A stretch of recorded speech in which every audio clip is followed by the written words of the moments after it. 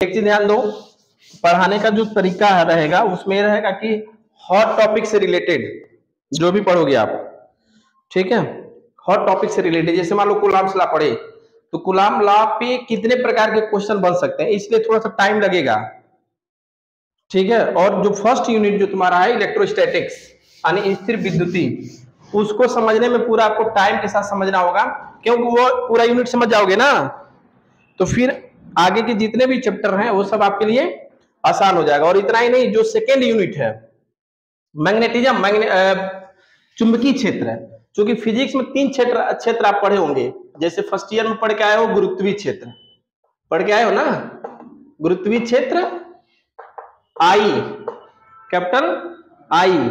इसमें पढ़ोगे आप वैद्युत क्षेत्र, इसमें क्या पढ़ोगे, वैद्युत क्षेत्र कैपिटल ई। और चुंबकीय क्षेत्र नेक्स्ट यूनिट में पढ़ोगे चुंबकीय क्षेत्र कैपिटल बी, ठीक है। तो ये पूरे यूनिवर्स में यही 3 फील्ड आपको पढ़ने हैं और इसी में टोटल फिजिक्स है, ठीक है। आई बी ई, ठीक है, ई बी आई, ई और बी 12th में पढ़ोगे और आई पढ़ के आप फर्स्ट ईयर से आ गए हो। हालांकि वहां सिर्फ आप पढ़े हो आई, उसका एप्लीकेशन कैसे क्वेश्चंस आते हैं सब पर बहुत ज्यादा फोकस नहीं हो पाया, लेकिन यहाँ पे उन सब सारी चीजों पे फोकस करना है। ध्यान दीजिए, बड़ी आसान चीजें हैं। पहला अगर यूनिट आप देखो तो पहला आपकी यूनिट है स्थिर विद्युती, स्थिर विद्युती, स्थिर विद्युती यानी इलेक्ट्रोस्टैटिक्स, इलेक्ट्रोस्टैटिक्स, ठीक है। इलेक्ट्रोस्टैटिक्स, यहाँ पे 2 वर्ड है, देखो स्थिर विद्युती का या इलेक्ट्रोस्टैटिक्स, यहाँ 2 वर्ड है, इलेक्ट्रो है और स्टैटिक्स है। इलेक्ट्रो मतलब होता है इलेक्ट्रॉन, या इसी कह सकते हो इलेक्ट्रिक चार्ज यानी वैद्युत आवेश। क्या कहोगे, वैद्युत आवेश। इलेक्ट्रिक चार्ज मतलब वैद्युत आवेश, वैद्युत आवेश। स्टैटिक्स मतलब होता है स्थिति विज्ञान यानी स्थिर। क्या कहोगे, स्थिर। तो इलेक्ट्रोस्टैटिक्स में आप वैद्युत आवेश ही पढ़ोगे, लेकिन वैद्युत आवेश किसमें होगा, यानी स्थिर अवस्था में होगा। यानी पूरे क्लास 12th में जो फर्स्ट पार्ट है उसमें आप सिर्फ वैद्युत आवेश के बारे में ही पढ़ोगे, क्योंकि पूरा जो पूरे बुक को अगर लिखा जाए तो उसको लिखते हैं वैद्युत चुंबकीय। क्या लिखेंगे, वैद्युत चुंबकीय। यही आपका टोटल फर्स्ट पार्ट है, यह है वैद्युत चुंबकीय यानी वैद्युत और चुंबक। तो यह जो बना हुआ है आवेश, वैद्युत आवेश की पोजीशन के आधार पर बनाया गया है। जैसे क्या क्या पढ़ना, देखो पहला जो यूनिट पढ़ोगे वो है आपका स्थिर विद्युती, इसको कहते हैं इलेक्ट्रोस्टैटिक्स, स्थिर विद्युती। और इसमें वैद्युत आवेश किसमें होगा, स्थिर आवेश में। विद्युत आवेश किसमें होगा, स्थिर अवस्था में। विद्युत आवेश स्थिर अवस्था में होगा तो उसकी प्रॉपर्टीज क्या होगी, उसकी विशेषता क्या होगी, ये हमको पढ़ना है पूरे यूनिट में। और यह पूरा यूनिट जो है वो बोर्ड एग्जाम में 8 नंबर का है। कितने नंबर का, 8 नंबर का। जो पहला यूनिट आपका स्थिर विद्युती है वो 8 नंबर का है। और कॉम्पिटिटिव एग्जामिनेशनों में भी कम से कम 1 से 2 क्वेश्चन आ जाता है, क्योंकि क्या क्या पढ़ोगे भी आगे बताऊंगा, चूंकि बड़ा है थोड़ा सा, कैपेसिटर तक, धारिता तक जाओगे और वहां तक कम से कम 1 से 2-3 क्वेश्चन भी मिल जाता है। और क्वेश्चन 4 मार्क्स होते हैं तो सोच लो भी 8 नंबर या 12 नंबर का हो जाएगा। तो उसको टारगेट में रख के पढ़ना है, बोर्ड तो आपके लिए बिल्कुल आसान हो जाएगा, ठीक है। इतना प्रैक्टिस करा देंगे यार एक एक टॉपिक पे कि न्यूमेरिकल सिस्टम तुम लोगों के लिए हलवा हो जाएगा, परेशान नहीं होना है। तो पहला पढ़ोगे विद्युत आवेश किसमें होगा, स्थिर अवस्था में, उसी को हम कहते हैं स्थिर विद्युती। दूसरा आप पढ़ोगे कि वैद्युत आवेश यानी इसमें जो भी होगा वो वैद्युत क्षेत्र ई होगा। क्या होगा, वैद्युत क्षेत्र ई होगा, वैद्युत क्षेत्र ई होगा। आ जाओ,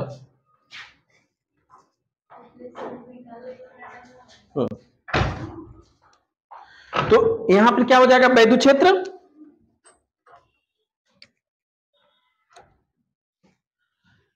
स्थिर विद्युत में क्या होगा, वैद्युत आवेश किसमें होगा, स्थिर अवस्था में, और वहां वैद्युत क्षेत्र ई होगा। ये पहला यूनिट होगा, यानी जो आपका पहला स्टार्टिंग होगा उसमें आप वैद्युत आवेश ही पढ़ोगे और पूरा वैद्युत आवेश किसमें होगा, स्थिर अवस्था में। पहली बात दिमाग में सेट करो।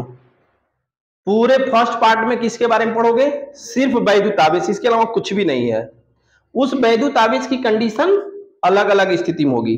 पहला जो यूनिट होगा वह स्थिर विद्युतीय, एक बार फिर रिवीजन कर देता हूं, इलेक्ट्रोस्टैटिक्स उसको इंग्लिश में कहते हैं, और वह यूनिट क्या है? स्थिर विद्युतीय। और वह कितने नंबर का बोर्ड में आता है?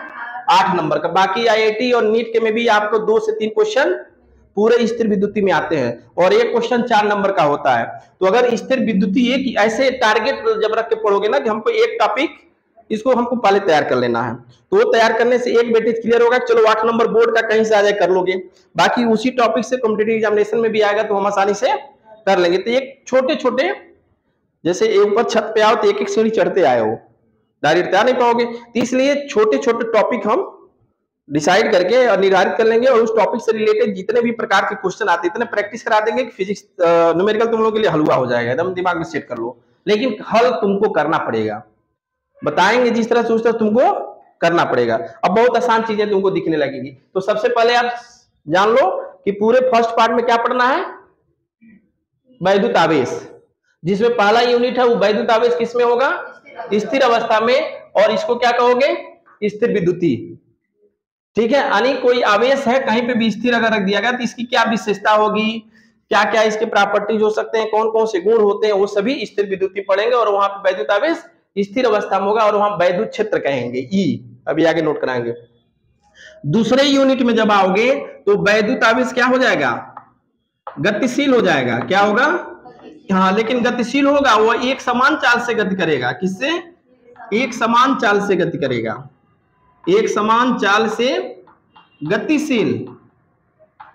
गतिशील जब एक समान चाल से गतिशील करेगा तो वहां चुंबकीय क्षेत्र उत्पन्न होगा। क्या होगा? चुंबकीय क्षेत्र बी। यानी पहले में केवल ई पढ़ोगे, और दूसरे में अगर ई समझ गए तो बी बहुत आसान हो जाएगा, क्योंकि जहां जहां ई पढ़ोगे वहीं वहीं बी आएगा। इसलिए पहला यूनिट अच्छे से समझ गए तो ये वाला बिल्कुल आपका आसान हो गया। तो दूसरा का यूनिट जो पढ़ोगे वो बी है। ठीक, और तीसरा जो कंडीशन आएगी वहां पे भी वैद्युत आवेश ही पढ़ना है। क्या पढ़ना है? वैद्युत आवेश ही, लेकिन ये वैद्युत आवेश क्या होगा? असमान चाल से चलेगा। जैसे यहाँ एक समान चाल का मतलब समझ रहे हो ना, समान समय में समान दूरी, यानी उसकी स्पीड न घटेगी न तो बढ़ेगी। जबकि इसमें क्या है? स्पीड आपकी घटेगी भी और बढ़ेगी, तो उसको हम कहते हैं कि चाल में परिवर्तन हो रहा है, वेग में परिवर्तन होता है, तो उसको हम क्या कहेंगे? त्वरण, यानी त्वरित हो रहा है, उसमें त्वरण उत्पन्न हो रहा है। ठीक है, तो वैद्युत आवेश क्या होगा? वहां त्वरित होगा। क्या होगा? त्वरण, यानी त्वरित वैद्युत आवेश त्वरित होगा। और वहां हम पढ़ेंगे ई और बी दोनों एक साथ, ई और बी दोनों एक साथ, और ये दोनों एक दूसरे के परपेंडिकुलर होते हैं, लंबवत होते हैं। आगे जब पढ़ोगे तब पढ़ेंगे। यानी पूरे फर्स्ट पार्ट में यही 3 आपको पढ़ना है। तो पहले तो एकदम दिमाग में सेट कर लो कि फर्स्ट पार्ट कुछ नहीं है, कुछ भी नहीं है, सिर्फ क्या है? वैद्युत आवेश है। क्या है? वैद्युत आवेश है। अब वैद्युत आवेश कितने कंडीशन पढ़ना है? स्थिर अवस्था, उसको वैद्युत क्षेत्र ई कहेंगे। दूसरा, एक समान चाल से चलेगा तो वहां चुंबक उत्पन्न होगा, चुंबकीय क्षेत्र बी होगा। और तीसरा जो होगा वहां त्वरित आवेश होगा, एक समान चाल से नहीं चलेगा, वो समय के साथ उसका चाल परिवर्तित होता रहेगा, तो वह ई और बी हो गया। चलो, एक चीज जब क्लियर हो गया कि हमको वैद्युत आवेश ही पढ़ना है, तो हम सबसे पहले समझें कि वैद्युत आवेश है क्या। यहीं से आपकी टॉपिक शुरू होती है। ठीक है, तो आप सबसे पहले देखो वैद्युत आवेश बहुत आसान है। देखो, रटना कुछ भी नहीं है, सब प्रैक्टिकली है। रटना कुछ भी नहीं है, सिर्फ प्रैक्टिकली समझना। जैसे आप कलम ले लो, आप अपने हेयर में खूब रब करो काफी देर तक। रब करने के बाद एक छोटा सा कागज का टुकड़ा रखो तो उसको उसमें चिपक जाता है, लेकिन वैसे बिना रगड़े लगाओ तो नहीं चिपकेगा। क्यों? आवेशित, वही आवेश है। यानी एक तरह से कहा जाए कि वैद्युत आवेश किसी पदार्थ का एक गुण है। वह गुण क्या करेगा? किसी भी वस्तु को अपनी तरफ आकर्षित करेगा या प्रतिकर्षित करेगा। वह होता क्यों है, यही हमको समझना है। देखो, बेसिक चीज थोड़ा सा समझ लो। हालांकि प्रॉपर्टीज में पहले इसको नोट करा देते हैं एक एक। सबसे पहले फर्स्ट, ये वैद्युत आवेश कितने प्रकार के होते हैं? 2 प्रकार के। जो जरूरी है उसको पहले नोट कर लो आप। ये कितने प्रकार के होते हैं? 2 प्रकार के होते हैं। 2 प्रकार के होते हैं। कौन से? हाँ, पॉजिटिव और नेगेटिव। ठीक है, पॉजिटिव और नेगेटिव। दूसरा, दो समान प्रकृति के आवेश, दो समान प्रकृति, चूंकि कुछ बेसिक चीज जान लोगे तभी आसान। दो समान प्रकृति के आवेश, प्रकृति मतलब समझ रहे हो, दो धन हो और दो ऋण हो, समान प्रकृति के आवेश प्रतिकर्षित क्या करते हैं, प्रतिकर्षित करते हैं, जबकि विपरीत प्रकृति के आवेश क्या करते हैं, आकर्षित करते हैं, आकर्षित करते हैं। इसका मतलब ये हो गया कि देखो आवेश को किससे प्रदर्शित करते हैं, ऐसा करते हैं, पहले एक कोई बात नहीं, तीसरा लिख लो, आवेश को किससे प्रदर्शित करते हो, Q से, आवेश को Q से प्रदर्शित करते हैं, Q को प्रदर्शित करते हैं। अब यहाँ पे एक चीज समझो, ये समान प्रकृति के आवेश प्रतिकर्षित और विपरीत आकर्षित, इसका मतलब क्या हुआ, ऐसे समझिए आप, क्योंकि न्यूमेरिकल अभी लगाओगे तो डायरेक्शन वहां पर ध्यान होता है। जैसे मान लो अगर हम ले लिए प्लस Q1 और यहाँ क्या ले लिए प्लस Q2, तो Q1 Q2 आवेश हैं, दोनों की प्रकृति क्या है, समान। अच्छा, अगर यहाँ पे हम माइनस Q1 ले लें और यहाँ पे प्लस Q2 ले लें, तो ये क्या हो गए, विपरीत। ठीक है, तो अब एक चीज बताओ, ये जब समान प्रकृति हैं तो ये दोनों एक दूसरे को प्रतिकर्षित बल लगाएंगे। प्रतिकर्षित मतलब यह इस पर बल लगाएगा तो ये कहां जाएगा, दूर जाएगा, इससे दूर हटेगा, और जब यह इस पे बल लगाएगा तो ये दिशा समझ में आ रहा है ना, क्योंकि न्यूमेरिकल अभी लगाओगे जगह जगह पे यूज होगा।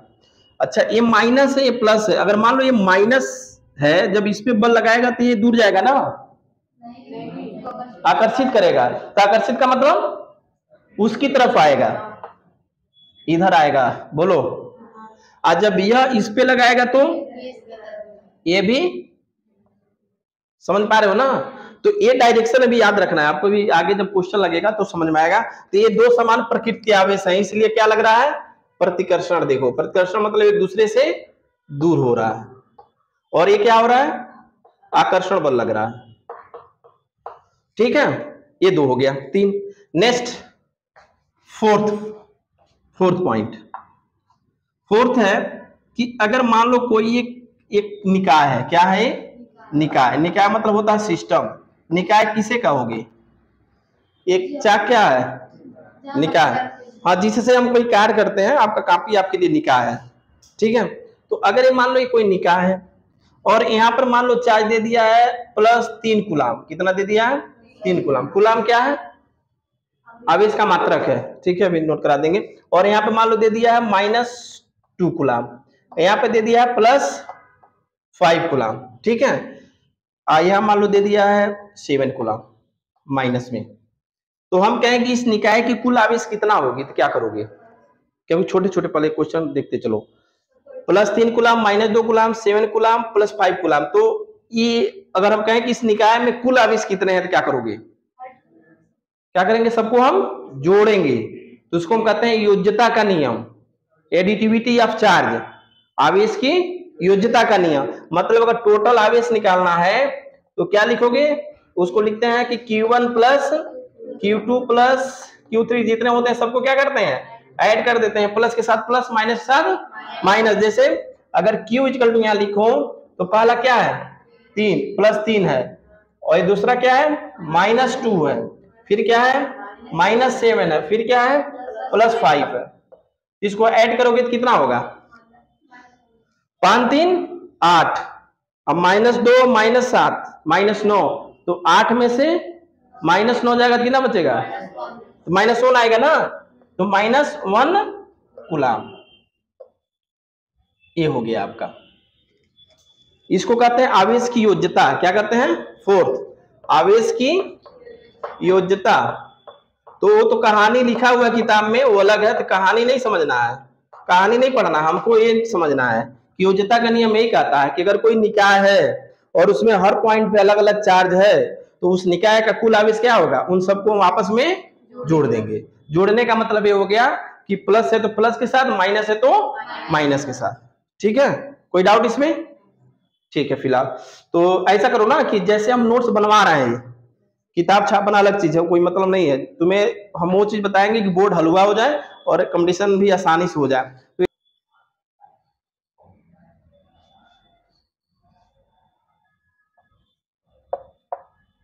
तो यहाँ लिख देता हूं,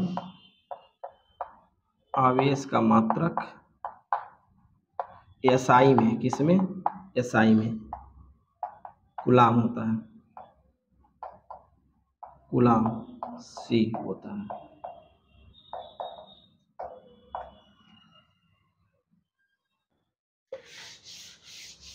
आवेश कितने प्रकार के? दो। कौन कौन से? धन आवेश और ऋण आवेश। दो रिजर्वेशन ऑफ चार्ज।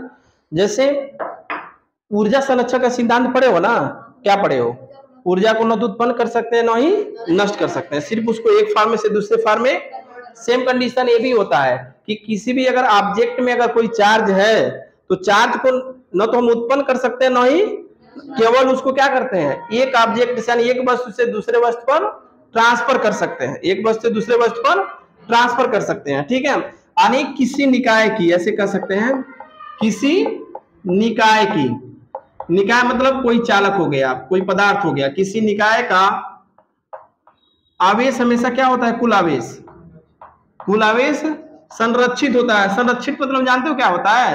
न तो उसमें से नष्ट होता है, न कोई नया चीज उत्पन्न होता है। ऐसे समझो, किसी निकाय का कुल आवेश संरक्षित होता है, संरक्षित होता है। बस एक लाइन में हो गया ये संरक्षण का सिद्धांत। जैसे एग्जांपल अभी बताएंगे जिसमें न्यूमेरिकल्स आया हुआ एग्जाम में, किसी निकाय का कुल आवेश संरक्षित होता है, इसका मतलब किसी भी पदार्थ में कुल आवेश, मतलब ये नहीं है कि उसमें कोई नया आवेश उत्पन्न होता है या फिर नष्ट होता है, बल्कि सिर्फ एक वस्तु से दूसरे वस्तु में ट्रांसफर होता है, हस्तांतरण होता है। ठीक है, तो इसको एक लाइन में कहेंगे किसी निकाय का कुल आवेश संरक्षित होता है। या यह कह सकते हैं कि किसी भी निकाय में जो आवेश होता है न तो उसमें कोई नया आवेश उत्पन्न होता है न ही कोई नष्ट होता है। बस एक लाइन में जानो। ठीक है, जैसे एग्जांपल देखिए, जैसे मान लो वही एक क्वेश्चन, अगर मान लो कि हम यहाँ पे ले लिए ये कोई चार्ज है 3 माइक्रोकूलम, एक किसका साइन है? एक किसका साइन है? माइक्रो बोलते हैं, म्यू, क्या बोलते हो? म्यू, लेकिन हम बोलते हैं इसको माइक्रो। क्या है? माइक्रो। तो माइक्रो सी लिख दिए, क्या हो गया? माइक्रोकूलम। माइक्रोकूलम भूलोगे? नहीं भूलोगे ना, माइक्रोकूलम हो गया। यानी यहाँ पे +3 माइक्रोकूलम है, यहाँ पे आपके 5 माइक्रोकूलम हो गया। कितना हो गया?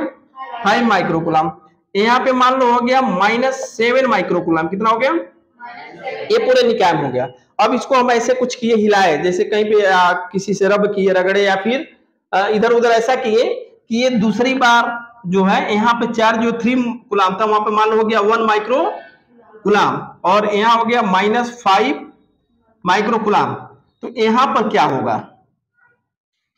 ये क्वेश्चन देखो फिगर बना के दिया हुआ है, कितना आसान क्वेश्चन है। केवल अगर बेसिक से जान ले तो लगा लो कि 4 नंबर का नीट का क्वेश्चन है।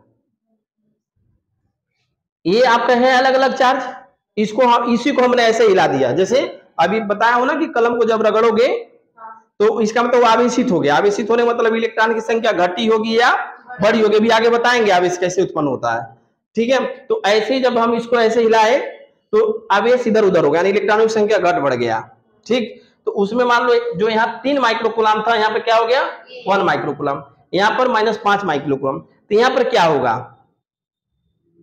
तो अभी क्या पढ़े हो आप? किसी निकाय का कुल आवेश संरक्षित, यानी जितना आवेश इसका कुल रहा होगा, चूंकि यही निकाय है ना, केवल इधर उधर आवेश हुआ है, तो इतना ही आवेश इसमें भी होना चाहिए। तो अगर मान लो इसका कुल अगर आवेश लिखते हो तो क्या लिखोगे बताओ? 3 माइक्रोकूलम प्लस 5 माइक्रोकूलम -7 माइक्रोकूलम। हाँ ठीक है, ये हो गया इक्वल टू, ये तो इसका हो गया, बराबर इसके होना चाहिए। तो इसको क्या लिखोगे? 1 माइक्रोकूलम -5 माइक्रोकूलम, और मान लेते हैं कि यहाँ पे x है, तो यहाँ पे क्या लिख दोगे? +x।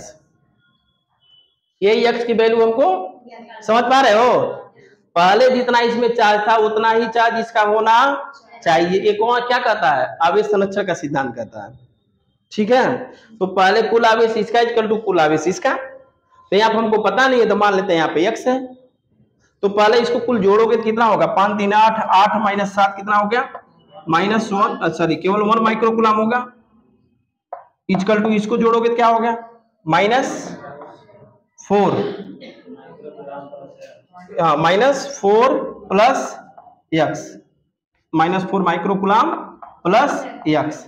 अब इसको माइनस से इधर लाओगे ना तो प्लस हो जाएगा, तो 4 और 1 5 माइक्रोकुलाम इक्वल टू एक्स। यहां पर कितना है +5 माइक्रोकुलाम। अब दोनों को ऐड करके देखो 5 यानी 5 और 1 6 में से 5 गया 1, 3 और 5 8 में 7 गया, दोनों पे 1 1 हो गया।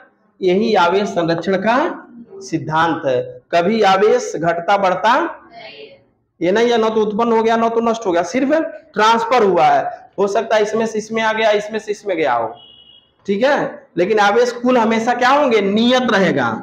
कुल आवेश की मात्रा हमेशा नियत रहेगा। अगर 1 कूलाम पहले था तो बाद में भी 1 ही कूलाम होना, ठीक है। इसलिए इधर का कुल आवेश को जोड़ोगे बराबर इसमें का कुल आवेश जोड़ोगे, बाकी जो आएगा वही आपका आंसर होगा। ये आवेश संरक्षण का सिद्धांत है। किताब में केवल आपका यही देकर छोड़ दिया, तो लेकिन एक क्वेश्चन आया हुआ है एग्जाम में, इसलिए मैं एग्जाम्पल इसका बता दिया, उदाहरण। बोलो समझ में आया ये पक्का? ठीक है तो नोट कर लो, एकदम समझ में आएगा, घबराओ नहीं। फिजिक्स एकदम हलवा बनवा देंगे, नहीं बनेगा तो फिर कहना, ये गारंटी है। क्योंकि हम इतना क्वांटाइजेशन ऑफ चार्ज, आवेश का क्वांटीकरण,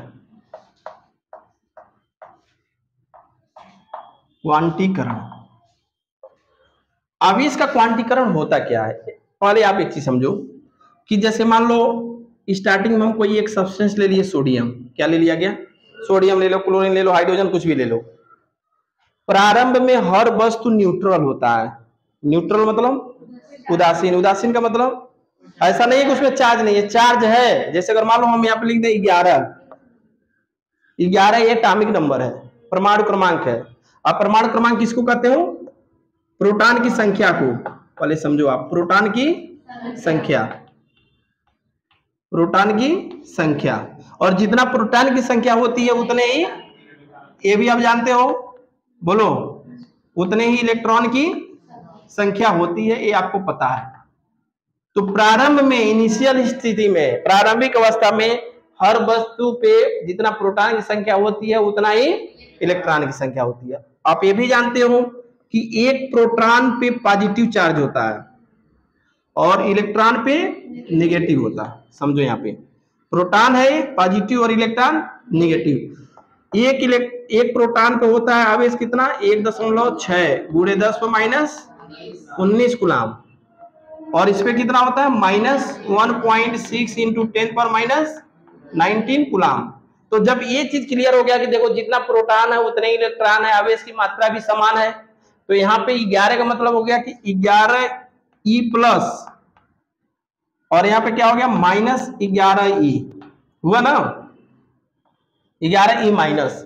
तो जब दोनों को आपस में जोड़ोगे तो प्लस और माइनस 0 हो जाएगा कि नहीं। तो इसका मतलब है कि उदासीन का मतलब ये हो गया कि जितना धन आवेश है उतना ही ऋण आवेश है। अच्छा, आप ये भी जानते हो कि हर पदार्थ छोटे छोटे परमाणु से मिलकर बने होते हैं और उसके नाभिक में न्यूट्रॉन और प्रोटॉन होते हैं, न्यूट्रॉन और प्रोटॉन, और आउटर ऑर्बिट में इलेक्ट्रॉन होते हैं। आउटर ऑर्बिट में यानी बाहर को उसमें इलेक्ट्रॉन चारों तरफ घूमते हैं, और जबकि नाभिक में न्यूट्रॉन और प्रोटॉन होते हैं। तो यह स्थिर होते हैं, नाभिक में वो स्थिर होते हैं, इलेक्ट्रॉन ही चारों तरफ घूमता रहता है और वही इससे बाहर निकलता है, और बाहर से यानी सिर्फ ट्रांसफर किसका होता है, इलेक्ट्रॉन का, प्रोटॉन और न्यूट्रॉन का नहीं होता। ये चीज पहले सेट कर लो दिमाग में। घटता क्या है, प्रोटॉन सॉरी इलेक्ट्रॉन, और बढ़ेगा भी कौन, प्रोटॉन और इलेक्ट्रॉन, प्रोटॉन और न्यूट्रॉन आपस में स्थिर होते हैं, उनकी संख्या स्थिर होती है, वो घटता बढ़ता नहीं है। तो अब यहाँ पे एक चीज बताओ कि अगर यह इसमें से आप पढ़े किसकी संख्या बढ़ती है, अच्छा, तो इसमें जब 11 इलेक्ट्रॉन है, 11 प्रोटॉन है, मान लो इसमें से एक इलेक्ट्रॉन निकल गया, तो कितने इलेक्ट्रॉन बचे 10, और यहाँ पे 11 प्रोटॉन तो रहेंगे क्योंकि प्रोटॉन की संख्या तो घटेगी ना बढ़ेगी। तो अब 10 electron negative charge 10 positive charge को खत्म कर देंगे तो एक पॉजिटिव बच जाएगा, बचा कि नहीं? तो अगर मान लो हम यहाँ पे सोडियम पे प्लस लिख दिए तो इसका मतलब क्या हुआ, एक इलेक्ट्रॉन की संख्या घट गई, प्रोटॉन तो वही रहेगा। यानी धन आवेश क्या बताता है, इलेक्ट्रॉन की संख्या में कमी, इलेक्ट्रॉन की संख्या में कमी। ये समझ पाए, इलेक्ट्रॉन की संख्या में कमी, क्योंकि एक इलेक्ट्रॉन नहीं निकला होता तो एक प्रोटॉन अधिक नहीं होता, अधिक हुआ नहीं है, वो संख्या तो उतना ही है, लेकिन एक इलेक्ट्रॉन निकल जाने से एक इलेक्ट्रॉन एक्सेस हो गया। अच्छा, अगर मान लो क्लोरीन है, क्लोरीन का कितना है 17 एटॉमिक नंबर, इसका मतलब है कि 17 प्रोटॉन है और 17 इलेक्ट्रॉन है। तो प्रारंभ में तो दोनों की वैल्यू 0 हो जाएगी ना जोड़ोगे तो।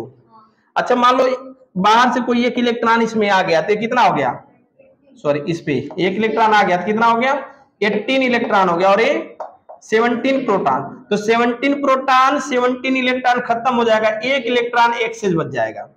तो इलेक्ट्रॉन पर कौन सा चार्ज होता है, नेगेटिव। तो हम यहाँ पे क्या लिखते हैं, क्लोरीन पे माइनस, इसका मतलब क्या हो गया, एक इलेक्ट्रॉन की संख्या बढ़ गई। तो ऋण आवेश क्या दर्शाता है, इलेक्ट्रॉन की संख्या की वृद्धि को पूछता है, नेचर और वृद्धि। अगर ऋण आवेश है कहीं पे भी, अगर ऋण आवेश है तो आप समझोगे कि उसमें इलेक्ट्रॉन की संख्या बढ़ी है।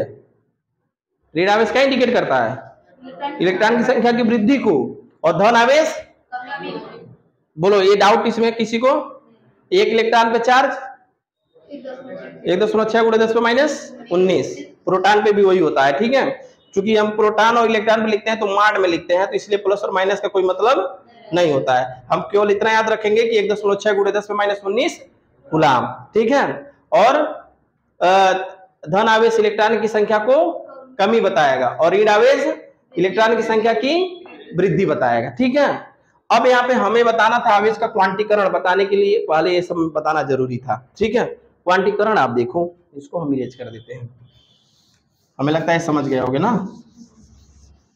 धन आवेश क्या बताएगा जी बालक, इलेक्ट्रॉन की कमी, ऋण आवेश अधिकता, वृद्धि या अधिकता। ठीक है, आवेश का क्वांटीकरण देखिए, इलेक्ट्रॉन हमेशा किसी भी पदार्थ से अपने किस रूप में निकलेगा, पूर्ण गुणज के रूप में निकलता है। जैसे किसी पदार्थ से अगर इलेक्ट्रॉन की संख्या घटेगी या बढ़ेगी तो उसमें से एक इलेक्ट्रॉन निकलेगा या एक इलेक्ट्रॉन आएगा। प्लस का मतलब निकल रहा है और माइनस का मतलब आ रहा है, या तो 2 इलेक्ट्रॉन निकलेगा या आएगा, या 3 इलेक्ट्रॉन निकलेगा या आएगा, डॉट डॉट करके क्या n इलेक्ट्रॉन निकलेगा या आएगा, जहां n इक्वल टू क्या है 1 2 3 4 डॉट डॉट डॉट। मतलब ये हो गया कि किसी भी पदार्थ से 1.5 इलेक्ट्रॉन नहीं निकलेगा, किसी पदार्थ से 1.5 इलेक्ट्रॉन नहीं निकलेगा, या 2/3 इलेक्ट्रॉन नहीं, जब भी निकलेगा वो पूर्ण गुणज के रूप में निकलेगा, एक पूरी संख्या के रूप में निकलेगा। या तो 1 इलेक्ट्रॉन निकलेगा, या तो 2 इलेक्ट्रॉन निकलेगा, या तो 3 इलेक्ट्रॉन निकलेगा। ये नहीं होगा कि 1.5 निकले चाहे 2.3 इलेक्ट्रॉन निकले, ये नहीं है, गलत है। जब भी निकलेगा किस रूप में निकलेगा, पूर्ण गुणज के रूप में। देखो इसी को क्या कहते हैं, आवेश का क्वांटीकरण। ठीक है, अब ये plus minus n into E, यानी इसी को हम लिखते हैं Q equal to plus minus n into E, जहां n इक्वल टू क्या है, इलेक्ट्रॉन की संख्या है, और ई क्या है, ई आवेश का सबसे छोटा मान है। सबसे छोटा मान आवेश का क्या होता है, 1 इलेक्ट्रॉन, और 1 इलेक्ट्रॉन पे कितने होते हैं 1.6 × 10⁻19, इसी को कहते हैं मूल आवेश। क्या कहते हैं, मूल आवेश। क्यों कहते हैं, क्योंकि ये सबसे छोटा मान है। अगर हम कहें कि आवेश का सबसे छोटा मान तो 1 इलेक्ट्रॉन कहोगे, और 1 इलेक्ट्रॉन पे कितने आवेश 1.6 × 10⁻19 कूलाम। आवेश का क्वांटीकरण समझ में आया, यानी किसी भी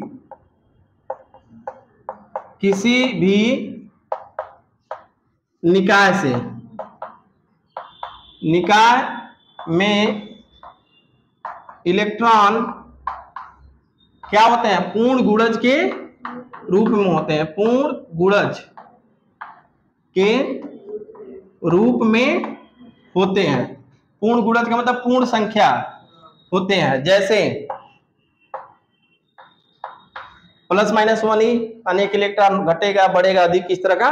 तो ये फार्मूला हो गया Q = N × E। Q क्या है, N क्या है, E इलेक्ट्रॉन, N है इलेक्ट्रॉन की संख्या और E ऑलरेडी इलेक्ट्रॉन है। प्लस का मतलब इलेक्ट्रॉन की संख्या कमी हुई कितना, और माइनस का मतलब वृद्धि हुई। ठीक है, कोई डाउट? अच्छा, अगर डाउट नहीं है तो एक चीज बताओ, अगर हम ये कहें कि किसी चालक पर, बाद में नोट करना है आप, पर एक ये समझ लो, वो तो डिफिनेशन था, अब आप न्यूमेरिकल पे आओ कैसे लगाओगे। किसी चालक पर हम कहें कि 1 कूलाम का, किसका, 1 कूलाम का ऋण आवेश है। कैसा है, ऋण आवेश है, ऋण आवेश है। तो चालक में कितने इलेक्ट्रॉन की कमी या वृद्धि है, कितने इलेक्ट्रॉन की कमी या वृद्धि है, बताओ, कमी या वृद्धि है। तो अब यहाँ पे एक चीज बताओ, ये तो चीज ऑप्शन में दिया रहेगा, कमी वृद्धि दोनों दिया रहता है। तो यहाँ पे सबसे पहले देखो क्या दिया है कि एक कूलाम का ऋण आवेश है। क्या है, ऋण आवेश है। तो इलेक्ट्रॉन की संख्या में कमी या वृद्धि क्या होगी, वृद्धि। ये तो क्लियर हो गया। अब कितना वृद्धि हुआ यही हमको निकाल। तो सबसे पहले देखो क्या दिया है, वृद्धि निकालना, कितना निकालना, किसका क्या निकालना है, इलेक्ट्रॉन की संख्या। क्या निकालना है, अच्छा, फार्मूले में इलेक्ट्रॉन की संख्या क्या है, यानी किसकी वैल्यू निकालनी है, क्लियर। ई की वैल्यू तुमको पता ही है, कितना, 1.6। तो यहाँ पर लिख लो Q = कितना दिया है, 1 कूलाम, यही दिया ना, 1 कूलाम क्या दिया है, Q की वैल्यू, और E की वैल्यू कितना होता है, 1.6 × 10⁻19 कूलाम। ठीक, और हमको किसकी वैल्यू निकालनी है, N का। बाकी फार्मूला क्या पढ़े हो आप, प्लस माइनस, यानी तो N = Q/E। बोलो, इसमें कोई डाउट किसी को? ठीक है, समझ पा रहे हो ना। अब आप N = Q की वैल्यू क्या रखोगे, 1, E की वैल्यू क्या रखोगे, बस। अब यहां से सॉल्व करने में दिक्कत होगी, मुझे पता है। अरे मैंने सबको नहीं, जिसको दिक्कत है उसको भी आने लगेगा, घबराओ नहीं। अब इसको हम क्या करते हैं, देखो 10 पावर जब भी दिया हो, ऊपर दिया हो या नीचे, तो जो पावर अगर नीचे दिया तो उसको सबसे पहले क्या करते हैं, ऊपर ले जाओ। तो N = 1 है इंटू पावर माइनस है ना, है ऊपर ले जाओगे तो क्या हो जाएगा, चलो ये बेसिक चीज तो आप जान रहे हो, प्लस हो गया। और नीचे क्या है, 1.6। तो अगर 10 से मल्टीप्लाई कर दो तो डेसिमल हट जाएगा, यानी जितने प्लेस पर डेसिमल है उतने ही जीरो लगा के, जैसे मान लो अगर 1.66 होता तो क्या करते, 100 से मल्टीप्लाई करते ऊपर नीचे, और मान लो और 6 होता तो, यानी जितना डेसिमल के बाद होता है उतना शून्य लगा के हम मल्टीप्लाई कर देते हैं, तो डेसिमल हट जाता है। ठीक है, तो मान लो 10 से गुणा 1 था ना, 10 से गुणा कर दिए तो 16। अब 10 में 16 का भाग दो तो नहीं जाएगा, लेकिन इसमें से चाहो तो 1 जीरो आप ले सकते हो। तो जब 1 जीरो ले लोगे तो यहाँ क्या बच जाएगा, 18। बोलो, अब तो 100 में 16 का भाग दे सकते हो ना, तो 16 छक्के 96, तो 100 में से 96 गया कितना बचा, 4। 4 16 से जाएगा नहीं, दशमलव रखोगे तो कितना हो गया, 40। अब 40 को 16 से भाग दोगे तो 16 दूनी 32, 0.2। अब 40 में से 32 गया कितना बचा, 8। फिर 1 जीरो बढ़ाओगे तो हो गया 80। 16 बचे, यानी कितना आ गया आंसर, 25 × 10⁻18। देखो टेबल आपको कम से कम 20 तक का तो याद होना चाहिए, या तो 30 तक होना चाहिए, लेकिन कम से कम 20 तक पहाड़ा याद कर लो, 20 तक पहाड़ा याद कर लो, 20 तक का स्क्वायर याद कर लो, 20 तक का स्क्वायर रूट याद कर लो, 20 तक का क्यूब याद कर लो। ठीक है, तो उससे फायदा ये होगी, टाइम आपका बचेगा, कैलकुलेशन करने में आसानी होगी। ठीक है, नहीं मानोगे तो ये कहानी हम बता दें, कल भी आएंगे सब CBSE बोर्ड को, सेंट जोसेफ की पास गर्ल्स हैं सब।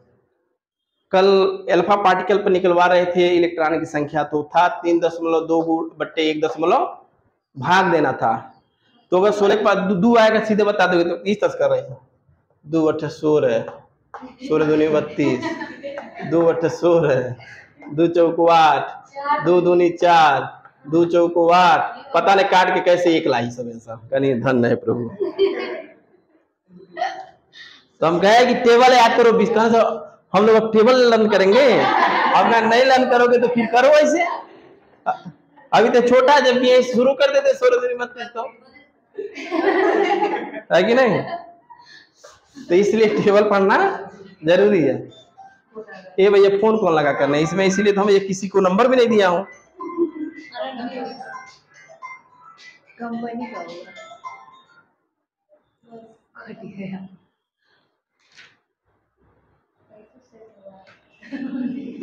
चल रहा है 70-22 होगा किसी का। ठीक है ना जी, ये कर लोगे ना? अच्छा, अगर कर लोगे तो एक चीज बताओ, हम कहें कि अल्फा पार्टिकल पे यानी अल्फा कण पे कितने आवेश होते हैं? अल्फा कण पर कितने आवेश है? कितने आवेश है? बहुत आसान, अभी छोटे छोटे चलना है क्वेश्चन पे, तब अभी बड़े चलेंगे। अल्फा कण, अल्फा कण क्या होता है? हीलियम का नाभिक होता है। हीलियम का अच्छा, एक चीज बताओ, हम क्या पूछे हैं ये पहले बताओ। आवेश निकालने के लिए हमको क्या चाहिए? इलेक्ट्रॉन की संख्या। तो हम कहीं कुछ भी यहां लिखना है तो आपका दिमाग सबसे पहले क्या जाना चाहिए? किसमें इलेक्ट्रॉन की संख्या कितनी है। और इलेक्ट्रॉन की संख्या निकालने के लिए आप जानते हो कि अगर उसका एटॉमिक नंबर पता चल जाए, परमाणु क्रमांक, तो हम निकाल लेंगे कि प्रोटॉन की संख्या इलेक्ट्रॉन की संख्या से बराबर होती है। तो ये क्लियर हो गया कि किसका नाभिक है? हीलियम का। तो क्या लिखोगे? 2He4, यही होता है ना। तो ये तुम्हारा परमाणु क्रमांक होता है, और इसमें ये किसकी संख्या हो गई? N की। N इक्वल टू, तो Q equal to 2 into E की वैल्यू 10⁻19 इक्वल टू 3.2 गुणे 10⁻19 गुना। बहुत आसान है, ये तो आसान क्वेश्चन बता रहा हूं। अब इसके बाद एक टब बताएंगे, ठीक है? समझ पाए? तो एक बार आप लिख लो इसको पहले।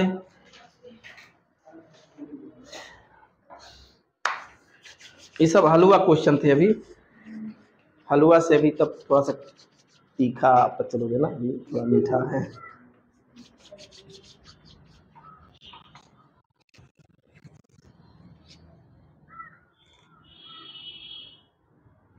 चलो एक क्वेश्चन हो जाएगा।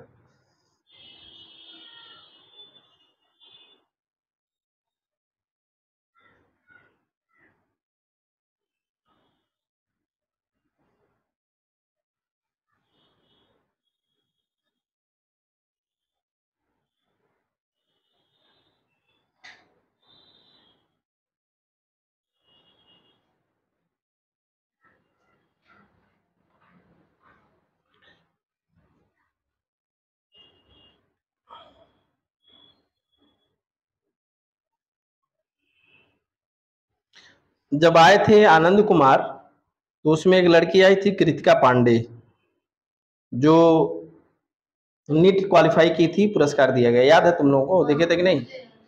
वो डिवाइन में पढ़ रही थी, हम उसमें पढ़ा रहे थे, फिजिक्स पढ़ाए हम उसको।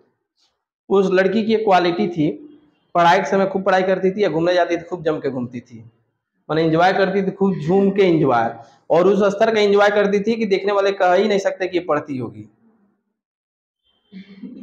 तो ये मतलब ये था कि उसका गोल फिक्स था कि मुझे उसको तो उस गोले को दागना ही दागना है, बाकी समय अपनी पढ़ाई करते रहो मन से, बाकी जब जहां जहां घूमने जा रहे हो तो खूब झूम के घूमो, जो काम जिस समय करो खूब मन से कर लो। ये नहीं कि घूमने गया तभी टेंशन है सारा पढ़ना है, अब पढ़ने आ गए तो अरे घूमना है, कुछ नहीं, जिस समय जो कर लो पूरा मन से कर लो, फिर देखो मजा आएगा, फिर इसमें कभी तनाव में रहोगे नहीं, ना टेंशन कभी रहेगा भी नहीं, समय के साथ सब चीज मिल जाएगा। लेकिन हर काम में डबल माइंड जब काम करेगा तब कुछ नहीं मिलेगा।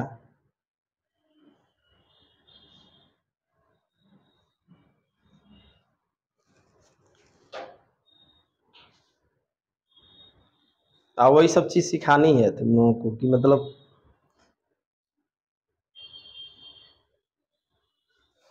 इंटर में कुछ अलग दिखने का प्रयास करो, कम से कम तुम लोग भीड़ से, जो भेड़ बकरी की तरह भीड़ है उस भीड़ से अपने आप को कुछ अलग दिखो।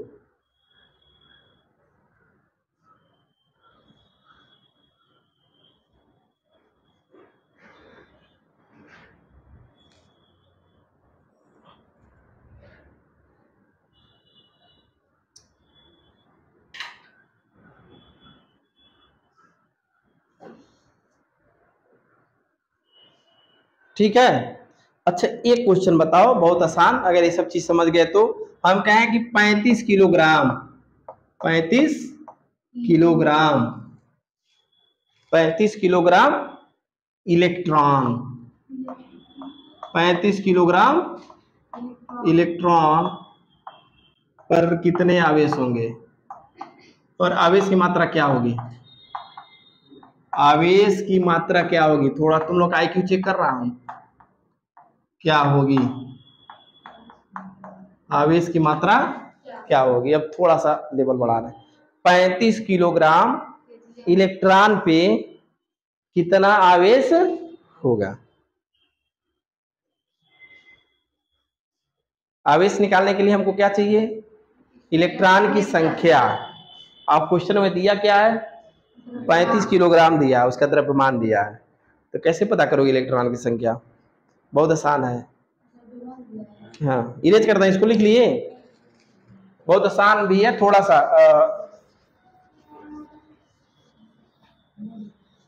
देखो ये इलेक्ट्रॉन का द्रव्यमान दिया है, क्या दिया है? इलेक्ट्रॉन का द्रव्यमान। और आप जानते हो कि एक इलेक्ट्रॉन का द्रव्यमान क्या होता है?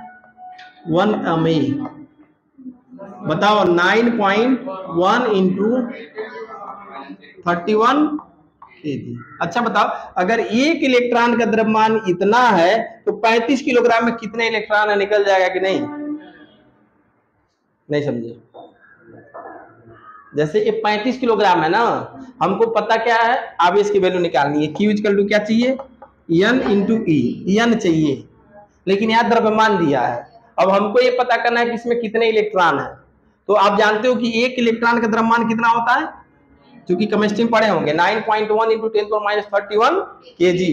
जब एक इलेक्ट्रॉन का द्रव्यमान इतना है तो 35 किलोग्राम इलेक्ट्रॉन की संख्या क्या हो जाएगी बताओ? N इक्वल टू 35 अपान, बट भाग दोगे ना। अरे भाई हम कह रहे हैं कि 31 में से 19 जाएगा तो 12 बचा। नहीं समझे? देखो यहाँ पे ये समझ में आया, इसको सॉल्व करोगे तो ये आ गया, ये इलेक्ट्रॉन की संख्या हो गई। या आप चाहो तो इसी में 1.6 से गुणा कर दो, या इसी को एक डिजिट मान लेते हैं 4, लगभग 4 इंटू 10⁻31। बाकी Q equal to N into ये होता है, तो N की वैल्यू ये निकला, प्लस E की वैल्यू 1.6 गुणा 10⁻4 में 16 का गुणा करोगे तो 6.4 इंटू 10 पे प्लस 31 है। आप फार्मूला याद रखो यहाँ पे, a to the power m into a to the power n equal to a to the power m plus, यानी बेस अगर सेम है तो पावर आपस में ऐड हो जाते हैं गुणा करने पर। तो 10 पर 31 है प्लस, आप प्लस करोगे तो माइनस है, तो 31 में से 19 जाएगा तो कितना बचा? 12 कूलम, यही आपका आंसर हो गया।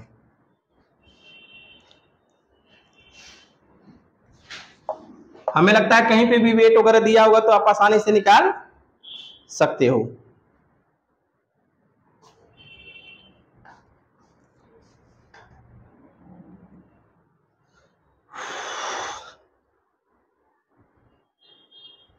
अब एक क्वेश्चन और बताएंगे, उसके बाद छोड़ देंगे।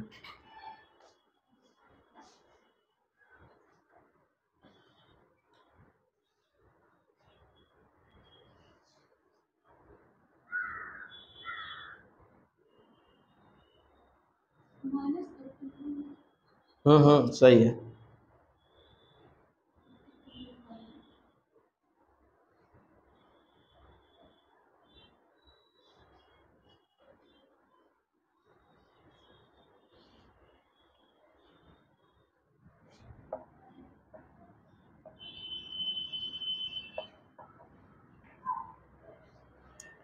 नहीं रहने दो, उसको क्वेश्चन को थोड़ा टफ वो कल बताएंगे, आज एक बार रिवीजन करा दें, इसको रटवा दें तुम लोग को।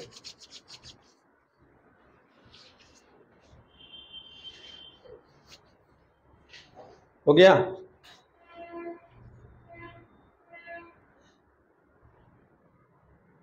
ये आप क्या पढ़ रहे हो? फिजिक्स का फर्स्ट पार्ट क्या पढ़ रहे हो? फिजिक्स का फर्स्ट पार्ट, और पूरे फर्स्ट पार्ट को क्या कहते हैं, विद्युत चुंबकी। दो ही पार्ट है, एक विद्युत है और एक चुंबक है, ठीक है। विद्युत चुंबकी पूरे पार्ट है, पार्ट फर्स्ट वन, जिसका पहला यूनिट तुम्हारा क्या है, स्थिर विद्युती। क्या है, स्थिर विद्युती। स्थिर मतलब हो गया, स्थिर विद्युती मतलब विद्युत आवेश है, विद्युती मतलब आवेश हो गया, ठीक है। विद्युती मतलब आवेश हो गया, और वह आवेश कैसा है, स्थिर अवस्था में, ठीक है। तो इसीलिए उसको कहते हैं इलेक्ट्रोस्टैटिक्स या स्थिर विद्युती। यानी इस पूरे यूनिट में हम ऐसे आवेश के बारे में पढ़ेंगे जो आवेश स्थिर होगा, जो आवेश। अब स्थिर कहाँ रहता है, जैसे मान लो इसमें अगर आप ला के इसको टच करो तो कुछ नहीं होगा, कुछ होगा नहीं होगा, यानी आवेश इसमें आ रहा है लेकिन आवेश वहां स्थिर हो जा रहा है। तो डाट लेके इसमें डाल के चेक करना, वो फीलिंग कराएगा, है ना। तो इसका मतलब ये हो गया कि जो इंसुलेटर होते हैं उस पे चार्ज देंगे तो वो स्थिर हो जाता है, गति नहीं करता, इसलिए करंट वगैरह नहीं लगता, वो स्थिर है, ठीक है। तो हमें इसी के बारे में पढ़ना है कि अगर कहीं चार्ज कोई स्थिर है तो किसकी वैल्यू क्या होगी, उसकी प्रॉपर्टी क्या होगी, उसकी विशेषता क्या होगी। इसीलिए वो पूरा यूनिट स्थिर विद्युती है। उसमें क्या क्या पढ़ना है, वैद्युत बल पढ़ना है, क्या पढ़ना है, वैद्युत क्षेत्र पढ़ना है, वैद्युत विभव पढ़ना है, और धारिता पढ़ना है। क्या पढ़ना है, चार पार्ट हो गया, वैद्युत बल, वैद्युत क्षेत्र, वैद्युत विभव और वैद्युत धारिता। वैद्युत बल, वैद्युत क्षेत्र, वैद्युत विभव, वैद्युत धारिता, चार चीज। और इन चारों से मिलके बोर्ड में 8 नंबर, कॉम्पिटिटिव एग्जामिनेशनों में भी 8 से 12 नंबर के क्वेश्चन आते हैं, ठीक है। तो अब एक क्लियर हो गया कि इसमें हमको सिर्फ वैद्युत आवेश ही पढ़ना है। तो वैद्युत आवेश क्या होता है, किसी पदार्थ का एक गुण है। वैद्युत आवेश क्या है, हर पदार्थ में होता है, एक गुण है जिसके वजह से किसी को आकर्षित या प्रतिकर्षित करता है। उस आकर्षण और प्रतिकर्षण को हम कहते हैं वैद्युत बल, क्योंकि वैद्युत बल में क्या होता है, आकर्षण भी होता है, और लेकिन गुरुत्वाकर्षण बल में सिर्फ आकर्षण होता है, पढ़े हो इसके पहले फर्स्ट ईयर में, ठीक है। गुरुत्वाकर्षण बल में सिर्फ लेकिन वैद्युत बल में आकर्षण और प्रतिकर्षण। प्रतिकर्षण कहाँ होगा, जब दोनों आवेश समान प्रकृति होंगे। आकर्षण कब होगा, ठीक है, आवेश को किससे प्रदर्शित करोगे, Q से। Q का मात्रक कूलाम। आवेश का सबसे छोटा मात्रक 1 इलेक्ट्रॉन। 1 इलेक्ट्रॉन पर कितने आवेश, 1.6 × 10⁻19। एक प्रोटॉन पे कितने आवेश, न्यूट्रॉन पे कितने आवेश, 0। न्यूट्रॉन क्या होता है, उदासीन होता है, ठीक है, समझ गया ना। बाकी आवेश की वो बताया हूँ, योज्यता। योज्यता मतलब होगा किसी भी चालक में जितने भी आवेश होंगे सबको जोड़ देंगे प्लस और माइनस के साथ। आवेश का संरक्षण का मतलब होता है कि किसी भी निकाय की कुल आवेश संरक्षित होती है, न वो घटता है न ही बढ़ता है। फिर बताया आवेश का क्वांटीकरण। क्वांटीकरण का मतलब हो गया किसी भी निकाय में इलेक्ट्रॉन की संख्या पूर्ण गुणज के रूप में होती है, 1 इलेक्ट्रॉन, 2 इलेक्ट्रॉन या 3 इलेक्ट्रॉन, और उसी का फार्मूला होता है Q = N × E। Q = +-N × E। Plus का मतलब हो गया इलेक्ट्रॉन की संख्या कमी, माइनस का मतलब हो गया इलेक्ट्रॉन की संख्या वृद्धि। यानी धन आवेश इलेक्ट्रॉन की कमी को प्रदर्शित करेगा और ऋण आवेश इलेक्ट्रॉन की वृद्धि को, ऋण आवेश इलेक्ट्रॉन की वृद्धि को, ठीक है। कहीं पे भी अगर कोई आवेश निकालना है तो हमारे दिमाग में सेट होना चाहिए, हमको इलेक्ट्रॉन की संख्या ज्ञात होगी तभी हम आवेश की मात्रा ज्ञात कर पाएंगे, ठीक है। अगर N पता है तो Q हम निकाल लेंगे, अगर Q दिया है तो N की वैल्यू निकाल सकते हैं, ठीक है। बाकी उसके बाद अगर देखो यहाँ 35 किलोग्राम या 40, 50, 100, 200 कुछ भी दिया हो, किलोग्राम इलेक्ट्रॉन दिया है या प्रोटॉन दिया है, तो उसमें इलेक्ट्रॉन की संख्या निकालने के लिए, प्रोटॉन की संख्या निकालने के लिए इलेक्ट्रॉन के द्रव्यमान से भाग देंगे, या प्रोटॉन की संख्या निकालने के लिए प्रोटॉन के द्रव्यमान कितना होता है, प्रोटॉन और न्यूट्रॉन का लगभग बराबर होता है, थोड़ा सा डिफरेंस है डेसिमल वाले में। 1.67 × 10⁻27 kg किसका होता है, प्रोटॉन का, और लगभग न्यूट्रॉन का भी वही होता है, ठीक है। तो ए इलेक्ट्रॉन का तो याद होना चाहिए, 9.1 × 10⁻31, 9.1 × 10⁻31 किलोग्राम, ठीक है। इतना रहने देते हैं। बाकी कल इस पे एक टाइप का क्वेश्चन आते हैं जो टफ है, उसमें मालिक्यूल्स वगैरह होगा, ध्रुव नंबर वगैरह जो पढ़े होंगे केमिस्ट्री का, थोड़ा सा अप्लाई करेंगे, तो कल बताएंगे, उसके बाद कूलाम के नियम शुरू करेंगे, मजा आएगा, ठीक है।